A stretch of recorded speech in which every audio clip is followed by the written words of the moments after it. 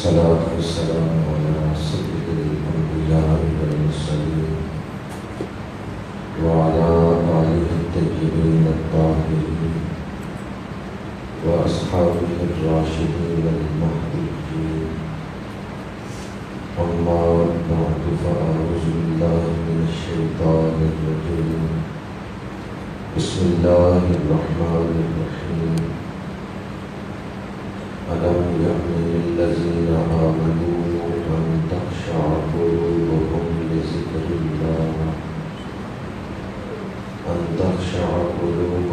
لذكر الله وما نزل من الحق ولا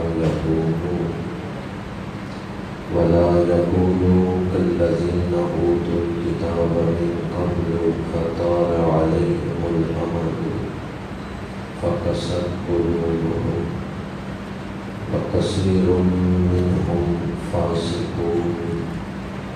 صدق الله مولانا العظيم. إن الله وملائكته يصلون على النبي يا أيها الذين آمنوا صلوا عليه وسلموا تسليما. الصلاة والسلام عليك يا رسول الله وعلى آلك وأصحابك يا نبي الله. الصلاة والسلام عليك يا خاتم الأنبياء والمرسلين وعلى آلك وأصحابك يا رحمة للعالمين. برادران اسلام، اللہ کریم کا شکر ہے جس نے ہمیں درس قرآن مجید کی سعادت و فروز محفل میں حاضری کی توفیق عطا فرمائی ہے. دعا ہے کہ خالق کائنات ماہ رمضان مبارک کی رحمتیں ہم سب کو نصیب فرمائے. اللہ تعالیٰ ہمیں ان خوش نصیبوں میں شامل فرمائے جن سے وہ راضی ہو گیا.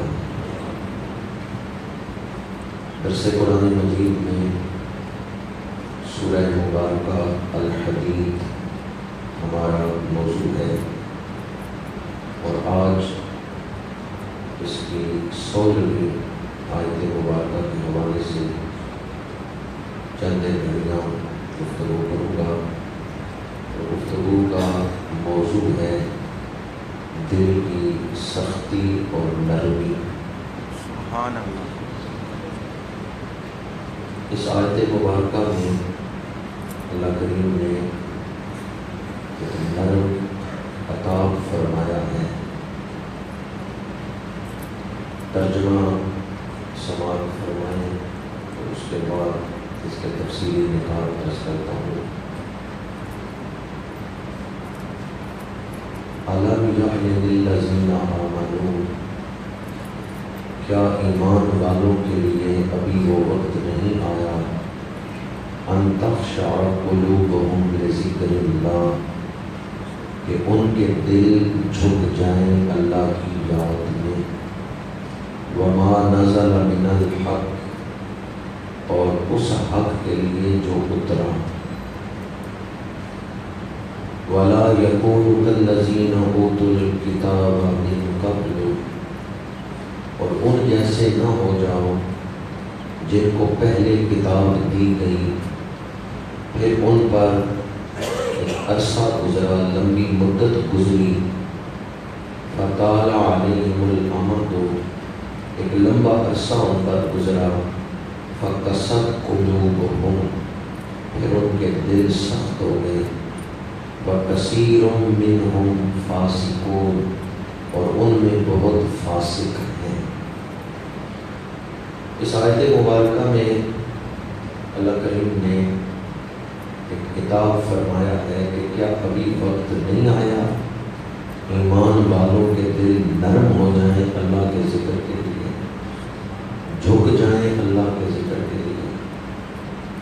پہلی بات تو یاد رکھیں کہ اس میں جو ایمان والوں کا ذکر ہے اس سے سارے ایمان والے مراد نہیں، بلکہ ایمان والوں کا ایک گروہ جو اثر پذیری میں کچھ سست تھا، صرف وہ ایک گروہ مراد ہے، ورنہ جب یہ آیت اتری ہے تو اس سے پہلے ایسے ایمان والے موجود ہیں جن کے دل نرم تھے، جنہوں نے جانی اور مالی قربانی اسلام کے لیے پیش کی۔ اس لیے یہاں جو للذین آمنوا کے الفاظ ہیں، ایمان والوں سے مراد سارے ایمان والے نہیں۔ اسی قرآن میں ہے کہ ایسے ایمان والے بھی ہیں ان کے سامنے قرآن پڑھا جائے ان کے دل جھوم اٹھتے۔ سبحان اللہ۔ اسی قرآن میں ہے کہ وہ مومنون فلاح پا گئے جو اپنی نمازوں میں خشوع و خضوع اختیار کریں۔ سبحان اللہ۔ 18ویں پارے کی پہلی آیت۔ تو ایمان والوں سے سارے مراد نہیں بلکہ ایک کرو۔ دوسری بات، یہ جو اللہ کریم نے خطاب فرمایا ہے کہ کیا ابھی وقت نہیں آیا، تو یہ قرآن مجید کے نزول کو شروع ہوئے 13 سال گزر گئے۔ 13ویں سال اللہ نے اس طرف توجہ دلائی ہے کہ کیا ابھی وقت نہیں آیا۔ 13 سال ہو گئے ہیں قرآن مجید کا نزول شروع ہوا، اور کل کتنا عرصہ قرآن مجید نازل ہوا ہے؟ 23 سال۔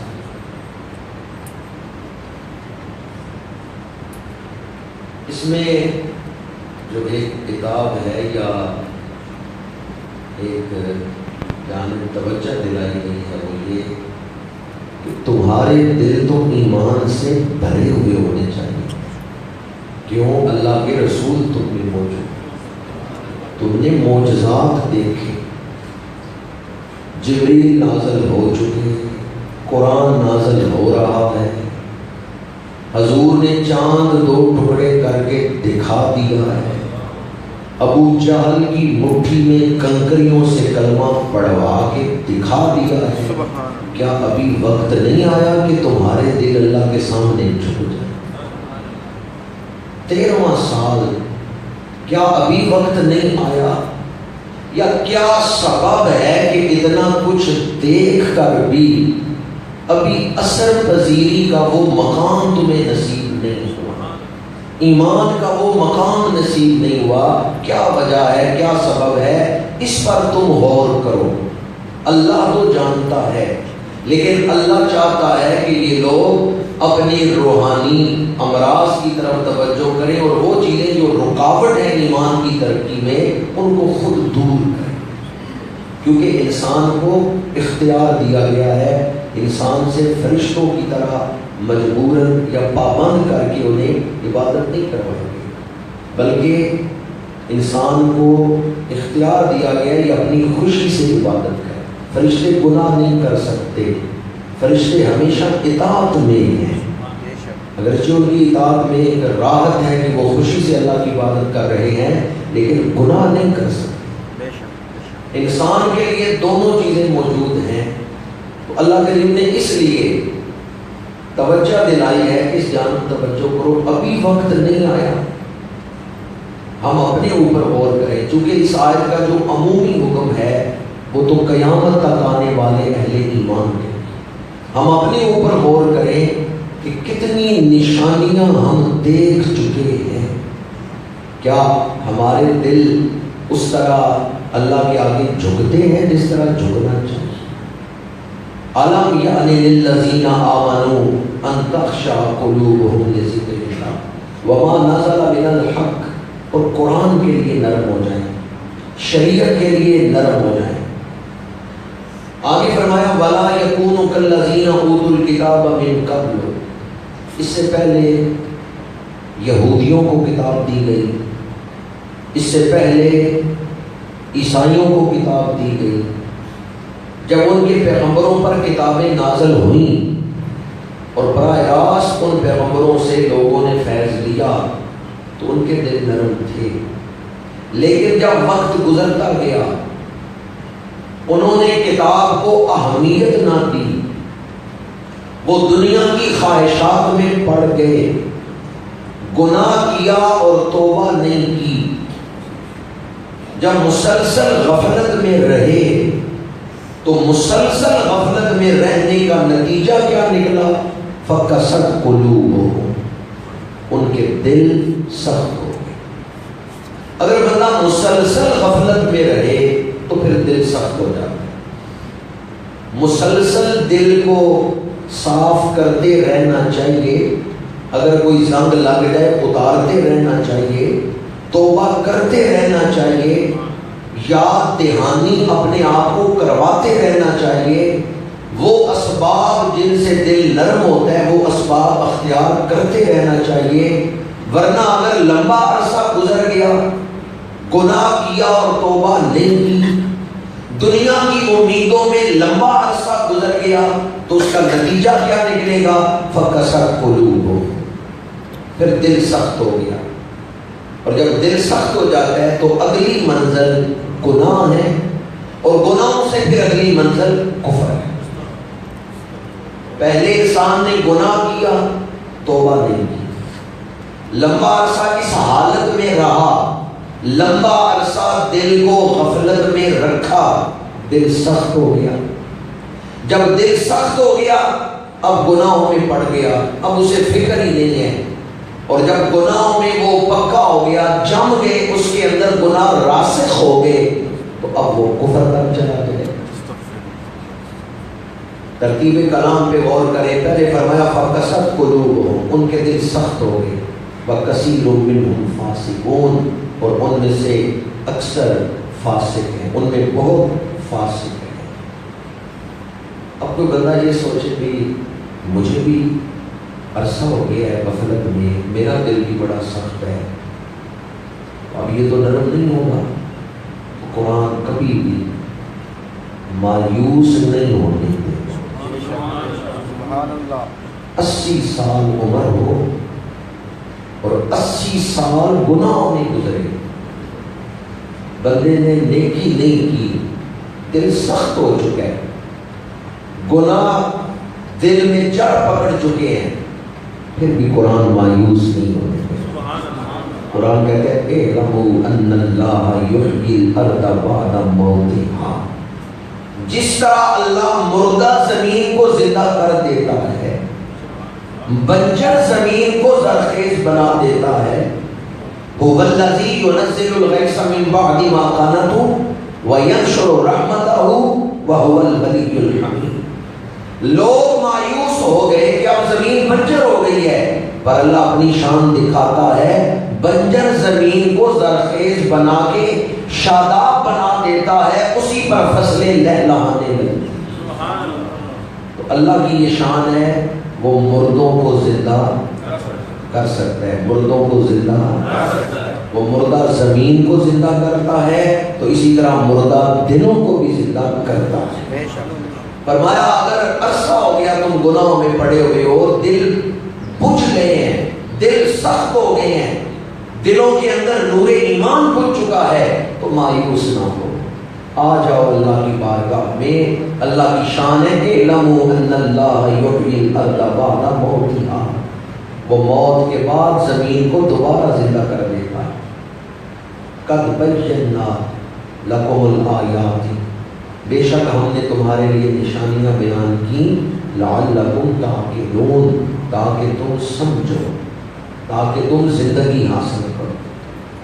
یہ جو 2 آیات میں نے ابھی آپ کے سامنے پڑھی ہیں اور ان کا ترجمہ کیا ہے، ان کا پیغام یہ ہے کہ دل سخت ہو جائے تو ہدایت سے دور ہو جاتا ہے، اللہ سے دور ہو جاتا ہے، روشنی سے، نور سے دور ہو جاتا ہے، اور دل نرم ہو جائے تو اللہ کے قریب ہو جاتا ہے، سبحان اللہ، ہدایت کے قریب ہو جاتا ہے۔ دل کی سختی اور دل کی نرمی، اس کا بڑا اثر ہے ہدایت میں۔ ایمان کا مزہ، ایمان کا لطف اسی وقت آتا ہے جب دل نرم، عبادت کا مزہ بھی اسی وقت آتا ہے جب دل نرم ہو، جب دل میں عاجزی ہو۔ یہ نرمی سے کیا مراد ہے؟ دل میں عاجزی ہو، دل میں تکبر نہ ہو، گھمنڈ نہ ہو، دل میں دنیا پرستی نہ ہو، جب دل میں نرمی ہوگی، عاجزی ہوگی، درد محبت ہوگا، دل میں محبت ہو تو پھر دل کھل جائے گا ہدایت کے لیے۔ اور اگر دل میں دنیا پرستی رچ بس جائے، تکبر ہو، ہم چما دیگرے نیز، اپنے آپ کو ہی سب کچھ سمجھے، میرے جیسا کوئی دوسرا ہے ہی نہیں، پھر دل سخت ہو جاتا ہے، اور سخت دل پر ہدایت کا دروازہ بند ہو جاتا ہے۔ اب دل سخت کیسے ہوتا ہے؟ ایک وجہ تو میں بیان کر چکا ہوں کہ انسان نے گناہ کیا اور لمبا عرصہ گناہوں میں پڑا رہا، توبہ نہیں کی تو دل سخت ہو جاتا ہے۔ دوسرا سبب دل کی سختی کا، وہ لوگ جن کے دل سخت ہیں ان کے ساتھ دوستی کریں تو آپ کا دل بھی سخت ہو جائے۔ دل ایک دوسرے سے اثر لیتے ہیں، ماحول کا اثر ہوتا ہے، صحبت کا اثر ہوتا ہے۔ اگر آپ نرم دل لوگوں کے پاس بیٹھیں گے تو دل نرم ہو جائے گا۔ فکر آخرت رکھنے والوں کے پاس بیٹھیں گے، آپ کے دل میں آخرت کی فکر پیدا ہو جائے گی۔ اور اگر سخت دل لوگوں کے پاس بیٹھیں گے تو دل سخت ہو جائے گا۔ صرف توجہ دلا رہا ہوں، زیادہ تشریح نہیں کروں گا۔ آج کل ہم جس طرح میڈیا استعمال کر رہے ہیں، میڈیا پر اکثر لوگ تو وہی آتے ہیں جن کے دل سخت ہیں، کم لوگ ہی ہیں جن کے دل نرم ہوں گے، ورنہ اکثر شعبے تو اس میں وہی ہیں۔ کوئی آدمی ٹی وی کے آگے بیٹھا ہے، چینل بدل رہا ہے، کوئی ایسا چینل آ جائے جو گناہوں والا ہے، اس وقت ہمیں کیا کرنا چاہیے؟ سوشل میڈیا استعمال کر رہے ہیں، فیس بک چلا رہے ہیں، کوئی ایسا منظر آ جائے، پھر ہمیں کیا کرنا چاہیے؟ میرے آقا کریم صلی اللہ علیہ وسلم صحابہ کے ساتھ سفر فرما رہے ہیں، ایک وادی آئی ہے جس میں کبھی اللہ کا عذاب نازل ہوا، کبھی عذاب نازل ہوا تھا۔ اب گزر کون رہے ہیں اس وادی سے؟ رحمت للعالمین اور صحابہ کرام، کنتم خیر امت۔ تو اللہ کے رسول نے فرمایا کہ یہاں سے گزرنا ہے تو سواریوں کو تیز کر، پانی نہیں پینا یہاں سے، اور حضور نے خود چہرے پہ چادر ڈالی اور سواری کو ایڑی لگائی۔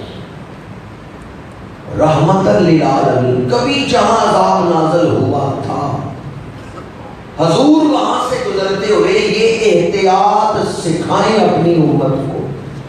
اور آپ کے ساتھ وہ ہیں جو سب سے افضل جماعت ہے امت میں، صحابہ کرام۔ اور آج ہم بے فکر ہو کے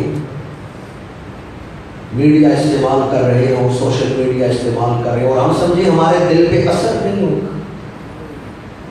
اگر سخت دل لوگوں کے پاس بیٹھیں گے تو دل سخت ہو جائے گا، اور اگر نرم دل لوگوں کے پاس بیٹھیں گے تو دل نرم ہو جائے گا۔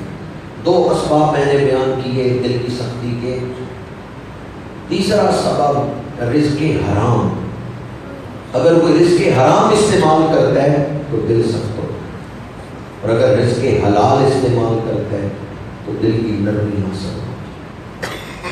اور بہت سارے اسباب ہیں جن سے دل سخت ہوتا ہے، میں نے ان سے صرف 3 آپ کے سامنے بیان کیے، لیکن سوال یہ ہے دل نرم کیسے ہو سکتا ہے؟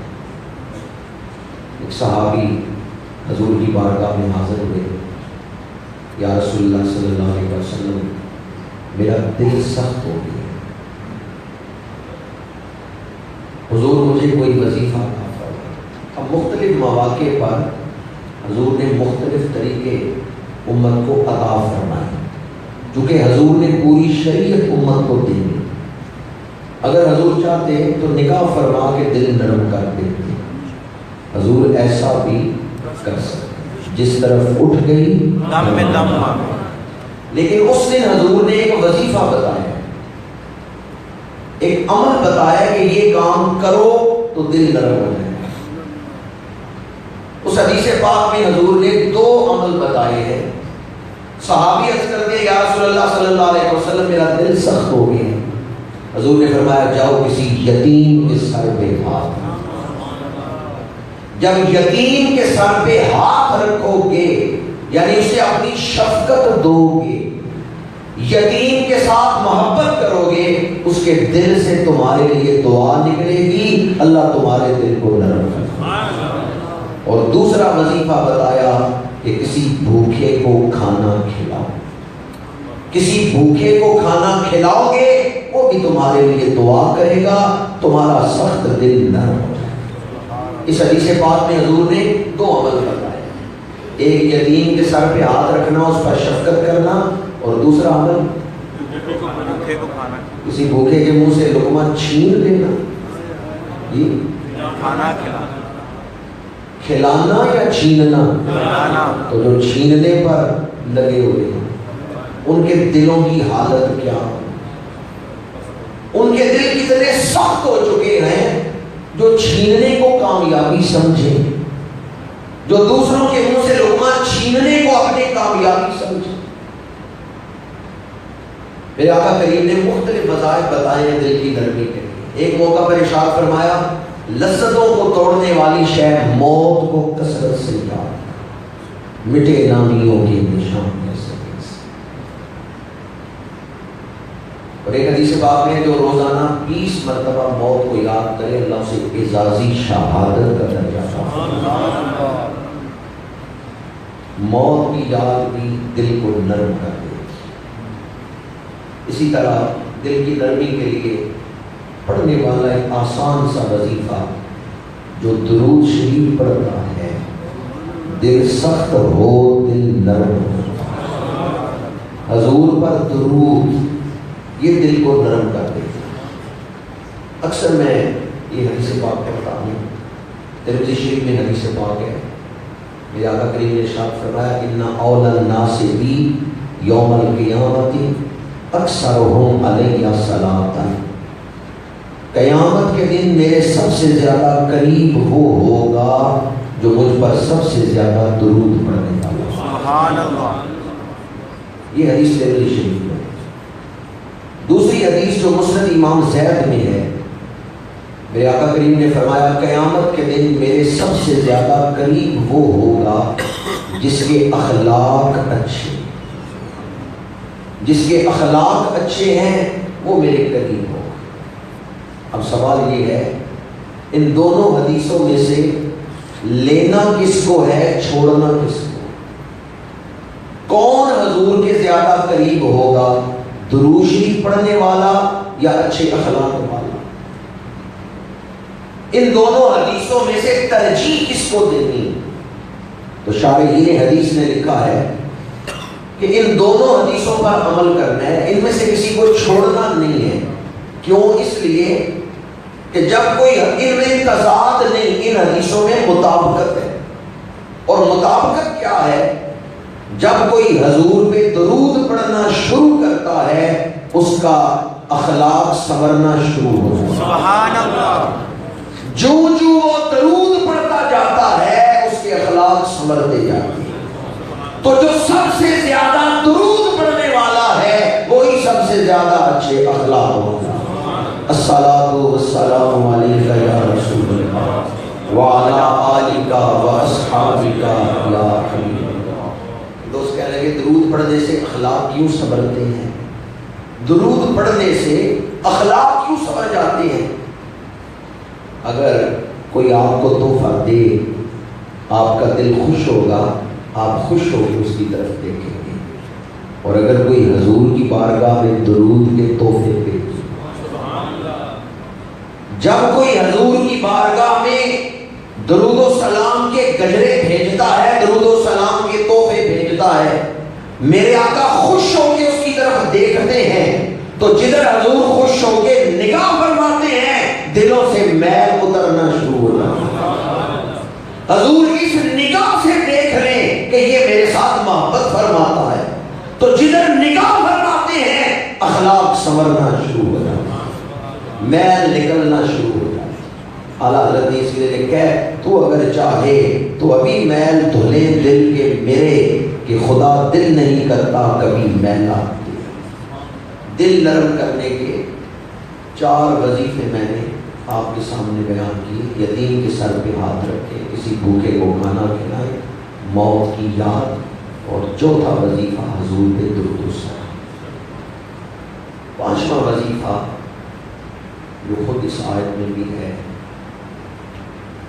قرآن مجید کی تلاوت, اللہ کی یاد. ذکر اللہ سے مراد قرآن بھی ہے, جو کہ خود قرآن کو بھی ذکر کہا گیا ہے. اِنَّا نَحْنُ نَزَّلْنَا الذِّكْرَ وَمَا نَزَلَ مِنَ الْحَقِّ, اس سے بھی قرآن مجید مراد ہے. تو قرآن مجید کی تلاوت سے بھی دل نرم ہو جاتا ہے. پڑھنا بڑی شان والا عمل ہے, لیکن قرآن سننے سے بھی دل نرم ہو جاتا ہے. یہ آیت جو آج میں نے خطبہ میں پڑھی ہے, اس آیت نے بڑے لوگوں کی زندگی کو بدل دیا. تاریخ پڑھ کے دیکھیں, اس آیت نے بڑے لوگوں کی زندگی کو بدلا. سلسلہ عالیہ چشتیہ میں بہت بڑے بزرگ ہیں, حضرت فضیل ایاز رحمۃ اللہ تعالیٰ, ابتدان ڈاکہ زنی میں مصروف رہے. یہ آیت ہی آپ کی توبہ کا باعث ہے. ایک قافلے پر آپ کے ساتھی حملہ آور ہوئے ہیں, اسے روکا ہے لوٹنے کے لیے. آپ بھی اس قافلے کی طرف بڑھ رہے ہیں, اونٹ کی پشت پہ ایک آہستہ بیٹھے ہیں, اور قرآن مجید ان کی گود میں کھلا ہوا ہے. وہ قرآن مجید کی تلاوت کر رہے ہیں, وہ اپنے دھیان میں یہی آیت پڑھ رہے ہیں, اور حضرت فضیل ایاز اپنی سواری ان کی طرف بڑھا رہے ہیں, ان پر حملہ آور ہونے لگے ہیں کہ این اس لمحے جب حضرت فضیل ایاز قاری قرآن پہ حملہ آور ہونے لگے ہیں, یہ آیت فردوس گوش بنی ہے. أَلَمْ يَعْنِ لِلَّذِينَ آمَنُوا أَن تَخْشَعَ قُلُوبُهُمْ لِذِكْرِ اللَّهِ, کیا ابھی وہ وقت نہیں آیا کہ ایمان والوں کے دل اللہ کے ذکر کے لیے پگھل جائیں, نرم ہو جائیں. حضرت فضیل ایاز نے تلوار کو اٹھائی ہے, پر فوراً تلوار جھکا دی ہے, اور سر جھکا کے 3 دفعہ عرض کیا, الان یا ربی, الان یا ربی, الان یا ربی, میرے پروردگار وہ وقت آ گیا ہے کہ فضیل نے تیری بارگاہ میں سر جھکا دیا. قرآن نے سوال پوچھا, کیا وقت نہیں آیا؟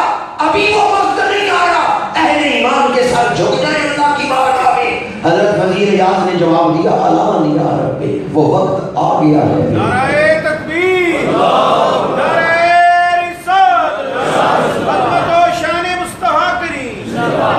غور سے قرآن کی ایک آیت کو سنا, زندگی بدل, اور پھر کیسی زندگی بدلی. حضرت فضیل ایاز کی ملاقات کے لیے عباسی خلیفہ آتا ہے, اور آپ ملاقات کی اجازت دیں گے. وزیر ساتھ ہے, وہ دروازے پہ دستک دیتا ہے اور بتاتا ہے کہ بادشاہ آیا ہے آپ سے ملنے کے لیے. تو حضرت فضیل ایاز فرماتے ہیں, میں اپنے بادشاہ کی اطاعت میں مصروف ہوں.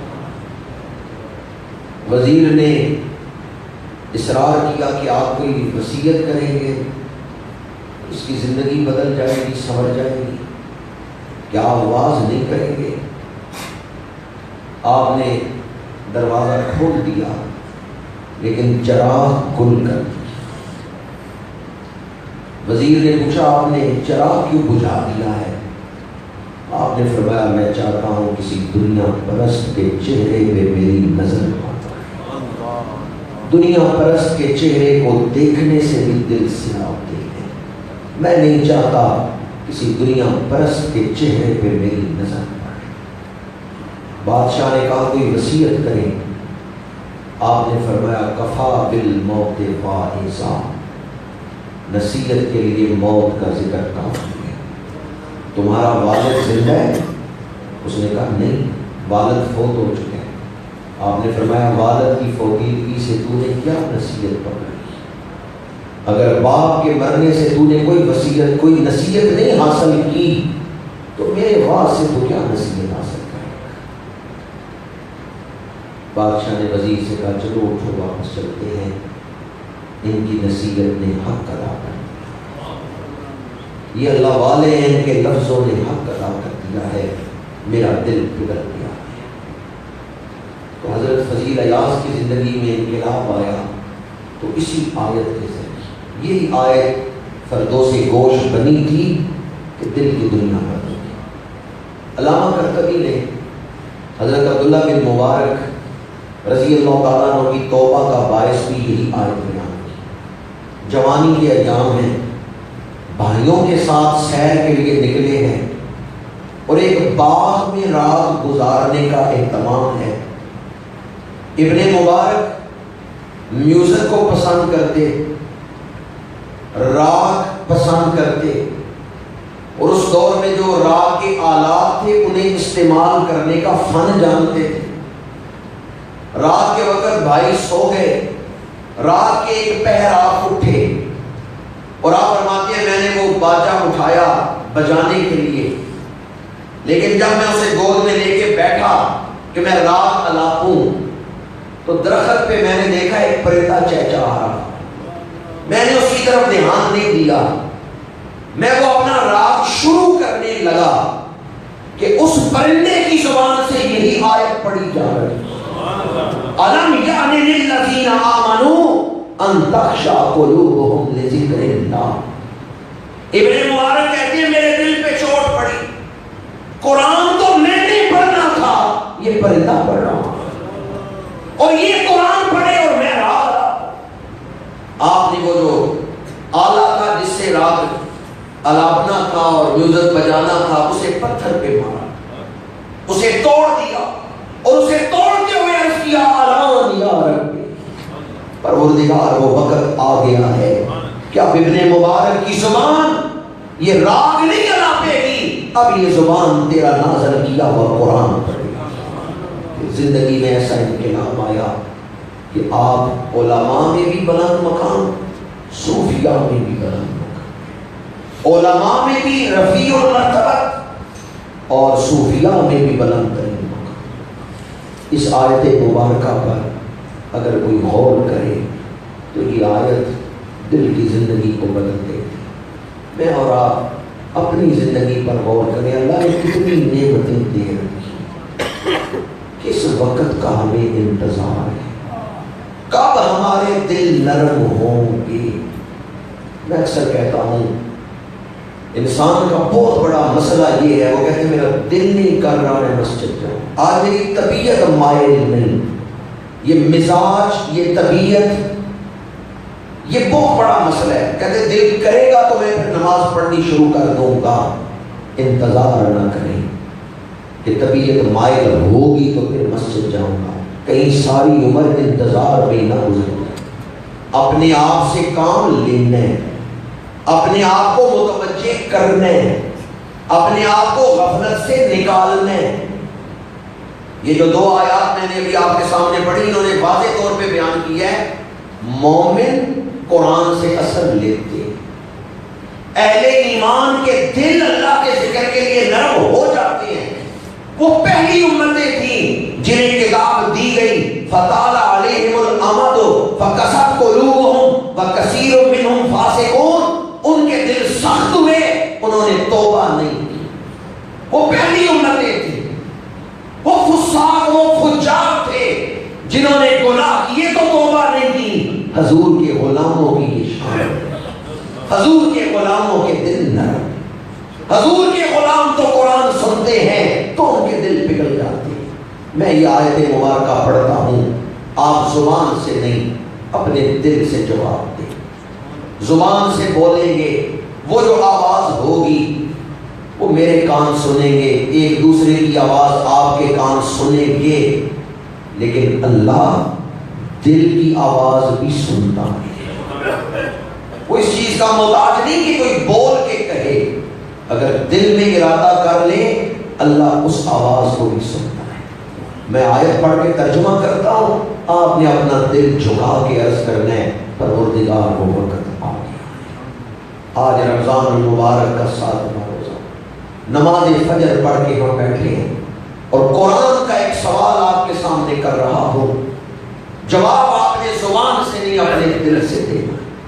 اپنے دل کو اللہ کی بارگاہ میں جھکا کے عرض کرنا ہے کہ پروردگار وہ وقت آ گیا ہے۔ الم یعن للذین آمنوا ان تخشع قلوبهم لذکر اللہ وما نزل من الحق۔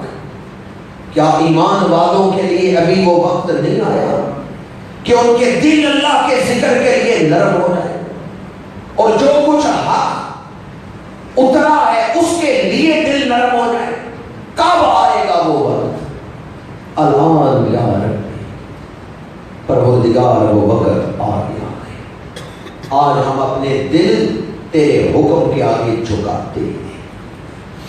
اگر آپ ان اسباب کو اختیار کریں جن اسباب سے دل نرم ہوتا ہے تو پھر دل پر ہدایت کا دروازہ کھل جائے گا۔ اگر آپ اپنے آپ کو ان اسباب سے بچائیں جن سے دل سخت ہوتا ہے تو پھر آپ اپنے چراغ ایمان کی حفاظت کر سکتے ہیں۔ حضرت محدث ابن جوزی رحمۃ اللہ تعالی علیہ، انہوں نے بڑی خوبصورت بات لکھی ہے۔ وہ فرماتے ہیں بعض لوگ یہ سمجھتے ہیں کہ میں گناہ بھی کروں گا اور اپنے آپ کو گناہ کے اثر سے بھی بچا لوں گا، گناہ بھی کروں گا اور گناہ کا اثر بھی اپنی طبیعت تک نہیں پہنچنے دوں گا۔ ابن جوزی فرماتے ہیں یہ تیری فکر کی غلطی ہے، یہ تیری سوچ کے اندر کجی ہے کہ تو گناہ کرے اور اس کی نحوست سے اپنے دل کو بچا لے، ایسا نہیں ہو سکتا۔ ہاں تو اپنے آپ کو گناہ سے بچا تو پھر تیرا دل اس گناہ کی نحوست سے بھی بچ جائے۔ اس آیت مبارکہ نے ہمارے لیے اس مضمون کو بھی بیان کیا ہے۔ گزشتہ جو درس میں نے دیا اس درس میں ایمان، نور ایمان کا ذکر تھا کہ آخرت میں اہل ایمان کو نور ملے گا۔ جو ہی وہ مضمون ختم ہوا کہ قیامت کے دن اہل ایمان کو حضور کے سچے جو غلام ہیں ان کے ساتھ تو نور ہوگا، منافق اس نور سے محروم ہوں گے۔ جو ہی وہ مضمون ختم ہوا تو آگے دل کی نرمی کا ذکر ہے۔ تو جن کے دل نرم ہوتے ہیں قرآن کی تلاوت کے لیے، اللہ کے ذکر کے لیے، ان کے دلوں کو بھی نور عطا کیا جاتا ہے۔ سبحان اللہ۔ ایک تو یہ مضمون اس میں موجود ہے، اور دوسرا مضمون پیچھے منافقین کا ذکر ہے۔ یوم یقول المنافقون والمنافقات للذین آمنوا انظرونا نقتبس من نورکم۔ اگر اسلام کو مالی مدد کی ضرورت ہو اور کوئی مالی مدد نہ کرے، اپنے مال کو ترجیح دے اور اسلام کے حالات کو نہ دیکھے، تو گویا ایمان اس کے دل میں رچا نہیں ہے، بسا نہیں ہے، وہ منافقت سے کام لے رہا ہے، اس کا دل سخت ہے۔ اگر کوئی ان اسباب کو اختیار کرے جن سے دل نرم ہوتا ہے تو پھر ہی اس کو حقیقت ایمان حاصل ہو۔ اس کے لیے میں وہی بات دوبارہ عرض کروں گا جس کو آغاز میں بیان کیا تھا کہ مسلسل اپنے آپ کو یاد دہانی کرواتے رہیں اور اللہ کے ذکر سے اپنے دل کو آباد رکھیں، توبہ کرتے رہیں، اللہ سے معافی مانگتے رہیں۔ کوئی گناہ نہیں کیا پھر بھی توبہ کریں، پھر بھی معافی مانگیں، عبادت کر کے پھر بھی اللہ تعالیٰ کی بارگاہ سے مغفرت کا سوال کریں۔ مسلسل اپنے آپ کو یاد دہانی کرواتے رہیں گے تو پھر دل میں نرمی پیدا ہو۔ عبادت کر کے اللہ کا شکر ادا کریں، عبادت کر کے فخر نہ کریں تو پھر دل نرم ہوگا۔ بسا اوقات عبادت بھی حالانکہ عبادت ہے لیکن دل کی سختی کا باعث بن جاتی ہے۔ شیطان نے عبادت بڑی کی تھی لیکن بڑا بننے کے لیے کی تھی، اللہ کی رضا کے لیے نہیں۔ امام بخاری نے سارا دین احادیث میں بعد میں بیان کیا ہے، بنیاد اس حدیث پر کتاب کی رکھی ہے انما الاعمال بالنیات۔ بالنیات، اعمال کا دار و مدار نیتوں پر۔ نیتوں پر۔ قلوب قلب کی جمع ہے، اور قلب کو اسی لیے قلب کہتے ہیں۔ قلب کا معنی ہے پھرنا۔ دل بڑی جلدی بدل جاتا ہے، بس آخری بات عرض کر رہا ہوں، دل بڑی جلدی بدل جاتا ہے، فوراً اپنا رخ بدل لیتا ہے۔ دل ہمیشہ ایک حالت میں نہیں رہتا، اس لیے اس کو قلب کہتے ہیں۔ یہ ہمیشہ ایک حالت میں نہیں رہتا، بدلتا رہتا ہے، اسی لیے اس کو قلب کہا جاتا ہے۔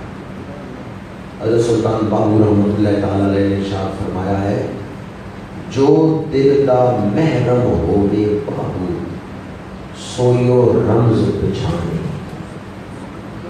جو اپنے دل کا محرم ہو، جو اپنے دل کی کیفیات کو جانچتا ہو کہ میرے دل میں کیسی کیفیات ہیں، میرا دل سخت ہے، میرا دل نرم ہے، یا میرا دل حق کی طرف راغب ہے یا دنیا کی طرف راغب ہے۔ جو اپنے دل کے دروازے پہ چوکیدار بن کے بیٹھ جائے اور کوئی ایسی نیت اپنے دل میں نہ پیدا ہونے دے جو اللہ تعالیٰ کی بارگاہ میں پسندیدہ نہیں ہے، جو اپنے دل کی حفاظت کرے، وہی رمز کو پہچانتا ہے، وہی اس راز کو پاتا ہے، وہی طریقت کے راستے پہ چلتا ہے۔ جو دل دا محرم ہوے باہو سویو رمز پچھانے۔ دل کے دریا کو کسی روز اتر جانا ہے، اتنا بے سمت نہ چل، لوٹ کے گھر جانا ہے۔ دل اللہ تعالیٰ کی بہت بڑی نعمت ہے جو اس نے ہمیں عطا کی ہے، اور دل اس دنیا میں اتارا گیا ہے۔ دل کے دو دروازے ہیں، ایک دروازہ نفس کی طرف کھلتا ہے اور ایک دروازہ روح کی طرف کھلتا ہے۔ کبھی دل کرتا ہے نیکی کرنے کو، کبھی دل کرتا ہے گناہ کرنے کو۔ نفس اور روح دونوں اپنی طرف دل کو کھینچتے ہیں۔ نفس گناہ کی طرف راغب کرتا ہے، روح نیکی کی طرف بلاتی ہے۔ اس لیے جس نے اپنے نفس کے اندر حقیقت ایمان کو اتار لیا، نفس اصلاح پا گیا، تو پھر وہ دل کو بھی نیکی کی طرف ہی بلائے گا۔ پھر نفس امارہ، نفس لوامہ اور پھر نفس مطمئنہ بن جائے گا، تو عبادت کے بغیر اسے سکون نہیں ملتا۔ یا ایتھا النفس المطمئنہ ارجعی الی ربک راضیۃ مرضیہ۔ آج میں نے آپ کے سامنے دل کی سختی اور دل کی نرمی اس حوالے سے چند گزارشات پیش کی۔ قرآن نازل ہو چکا، حضور نے معجزات دکھائے، اب کس چیز کا انتظار ہے؟ اگر دل اب بھی سخت ہیں تو ہمیں اپنے دل کی اصلاح کی فکر کرنی چاہیے۔ آنکھ دیکھے نہ تو بیمار ہے، کان سنتے نہیں تو بیمار ہے، ہاتھ کسی چیز کو پکڑ نہیں سکتا تو بیمار ہے، زبان بول نہیں سکتی تو بیمار ہے، پیر چل نہیں سکتے تو بیمار ہے۔ ہر عضو اپنے تخلیقی مقصد کو ادا نہ کرے تو ہم کہتے ہیں خراب ہو گیا، بیمار ہے۔ اور اگر دل فکر آخرت نہ کرے تو پھر دل بھی بیمار ہے۔ دل اللہ اور اس کے رسول سے محبت نہ کرے تو پھر دل بھی بیمار ہے۔ جس طرح آنکھ دیکھے نا تو خراب ہے، بیمار ہے، کان سنے نا تو خراب ہے، بیمار ہے، اسی طرح اگر دل آخرت کی فکر نہیں کرتا، بعض نشے وہ ہوتے ہیں جو دماغ کو چڑھ جاتے ہیں اور بعض نشے وہ ہوتے ہیں جو دل کو چڑھ جاتے ہیں۔ عہدے کا نشہ، منصب اور دولت کا نشہ، یہ دل کو چڑھتے ہیں، اور اتنی جلدی دل اس نشے سے باہر نہیں آتا جب تک اللہ تعالیٰ کا خاص فضل اور اس کا خاص کرم شامل حال تھا۔ میں نے جو وظائف بتائے دل کی نرمی کے لیے، اگر انہیں اختیار کریں تو دل اس نشے سے باہر آ سکتا ہے۔ کس چیز کا ہمیں نشہ ہے؟ آج کا نشہ ہے کہ آج میرے حالات بڑے اچھے ہیں، آج میری صحت بڑی اچھی ہے، آج میرے دوستی بڑی وسیع ہے۔ آج کے نشے سے نکلیں اور مستقبل کو دیکھیں، 10 سال بعد کیا ہوگا۔ اگر مستقبل کی فکر کریں گے تو پھر دل میں نرمی پیدا ہو جائے گی۔ اللہ تعالیٰ ہمیں نرم دل لوگوں میں شامل فرمائے۔ آمین۔ میرے آقا کریم نے ارشاد فرمایا جنت اہل نرم دل لوگوں کے لیے بنائی گئی، کیونکہ ان کے دل نرم ہوتے ہیں اور ہدایت کے بھی کھل جاتے ہیں۔ جنت اہل ہدایت کے لیے ہے، جنت نرم دل لوگوں کے لیے۔ انہی الفاظ پہ گفتگو کو سمیٹتا ہوں۔ اس دور کے فتنوں سے، نحوستوں سے اللہ تعالیٰ ہمیں محفوظ فرمائے۔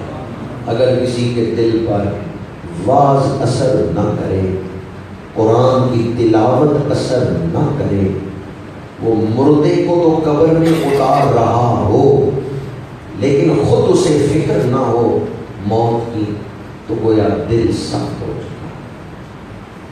اگر کوئی بگڑا ہوا دل لے کے آخرت میں داخل ہوا تو جتنا بگاڑ ہوگا اتنا ہی زیادہ عذاب، اور اگر کوئی سنورا ہوا دل لے کے آخرت میں داخل ہوا، دل جتنا سنورا ہوا ہوگا اتنا ہی اللہ کا قرب حاصل۔ بس یہی ہماری آزمائش ہے کہ ہم دل کو بگاڑنے والے کام کرتے ہیں یا سنوارنے والے کام۔ دل بگاڑنے والے بڑے ادارے ہیں، دل سنوارنے والے ادارے کتنے ہیں؟ دل بگاڑنے کے لیے تو اربوں روپیہ خرچ ہو رہا ہے، دل سنوارنے کے لیے کیا کچھ کیا جا رہا ہے۔ میں ایک بڑا آسان وظیفہ آپ کو بتانے لگا ہوں، اگر آپ اسے دل میں جگہ دیں گے تو انشاءاللہ دلوں کو نور حاصل ہوگا۔ اللہ تعالیٰ کا ذاتی نام اللہ، اگر کوئی اس لفظ سے دوستی کر لے، اسے اپنا بنا لے، تو دل چمک اٹھتا، دل روشن ہوتا۔ کس لفظ کو؟ اللہ۔ ابھی آپ نے نماز پڑھی تو جب بھی نیت کر کے تکبیر تحریمہ کہہ کے ہاتھ باندھتے ہیں، سب سے پہلے جو ثنا پڑھتے ہیں اس کے الفاظ کیا ہیں؟ سبحانک اللہم و بحمدک۔ اس کا کیا مطلب ہے؟ وتبارک اسمک، تیرا نام بڑی برکتوں والا ہے، تیرا نام بڑی برکتوں والا ہے۔ وتبارک اسمک، اور اللہ تعالیٰ کے نام کی برکتوں میں سے ایک برکت یہ ہے کہ جو اللہ کا نام لیتا ہے اللہ اسے شیطان کے جال سے نکال لیتا ہے، اپنی حفاظت عطا فرماتا۔ اللہ کے نام کی دوستی، یہ بہت بڑا وظیفہ ہے دل کو روشن کرنے کے لیے، دل کو چمکانے کے لیے۔ اپنے گھروں میں کوئی فریم رکھ لیں جس پہ لفظ اللہ لکھا ہوا ہے، اپنی دکان پہ جہاں بیٹھتے ہیں یا دفتر میں لفظ اللہ کا فریم رکھ لیں، اسے شوق سے دیکھیں تو دل روشن ہو جائے۔ اسی طرح بعض گھروں میں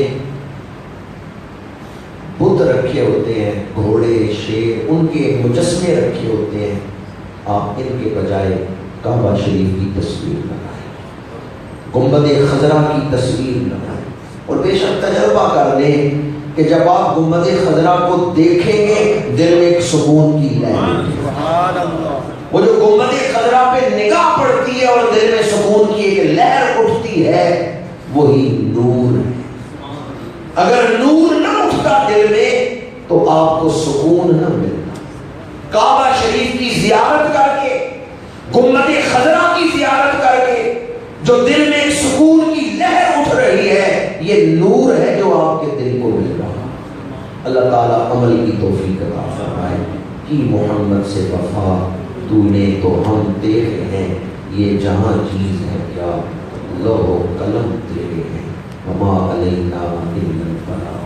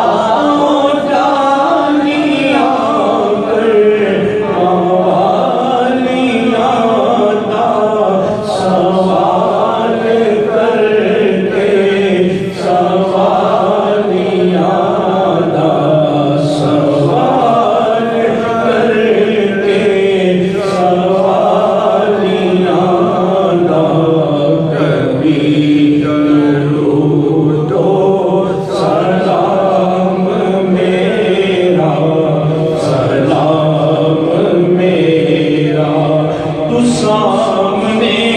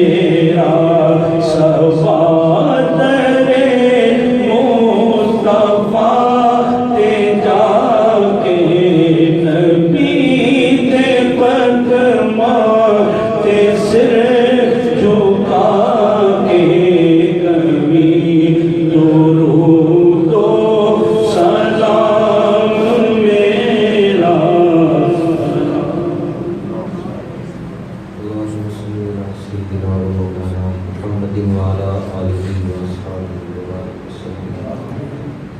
الہ العالمین، جو نماز فجر ہم نے ادا کی اسے اپنی بارگاہ عالیہ میں درجہ قبولیت عطا فرما.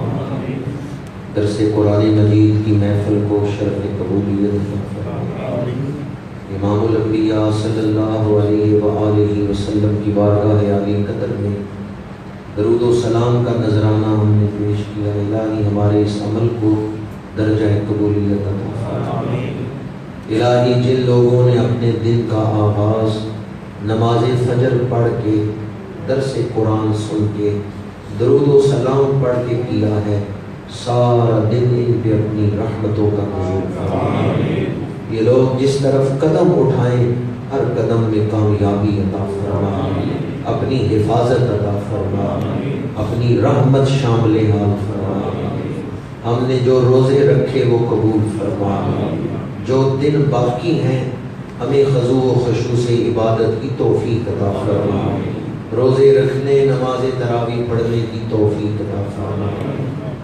یا اللہ ہمیں ان خوش نصیبوں میں شامل فرما جنہیں تو نے بخش دیا، اور ہمیں ان محروموں سے بچا لینا جن پہ رمضان تو گزرا لیکن ان کی بخشش نہیں ہوئی. یا اللہ ان بدبختوں میں ہمیں شامل نہ کرنا. تجھے واسطہ تیری رحمت کا اور تجھے واسطہ رحمت للعالمین کی عبادت و ریاضت کا. اپنی امت کے لیے حضور نے جو آنسو بہائے ان آنسوؤں کا واسطہ یا اللہ ہمیں بخشش عطا فرما. حاضرین کے پھیلے ہوئے ہاتھ اپنی بارگاہ میں قبول فرما. پریشانیاں دور فرما، مشکلیں آسان فرما. الہی ہم کوشش کریں بھی پھر بھی ہم اپنے دل کو صاف نہیں کر سکتے جب تک تیرا فضل شامل حال نہ ہو. تو نگاہ کرم فرما، تو فضل فرما.